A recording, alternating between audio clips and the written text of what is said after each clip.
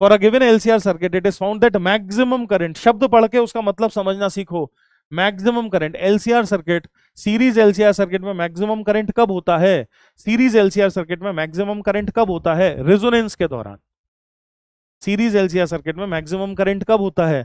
Resonance के दौरान। तो हमको समझ में आ गया, इस शब्द से समझ में आ गया कि क्या हो रहा है, रेजोनेंस हो रहा है। वो कह रहा है कि maximum current is drawn when the value of variable capacitance is 2.5 microfarad, resistance इतना है, इंडक्टर इतना है। तो आप तो मुझे फ्रीक्वेंसी ऑफ एसी सोर्स बता दो। कितना फर्जी क्वेश्चन है। क्या हम समझ गए हैं कि रेजोनेंस हो रहा है, और चूंकि रेजोनेंस हो रहा है तो जो सोर्स है उसका जो ओमेगा है क्या 1/√LC के बराबर होना ही चाहिए।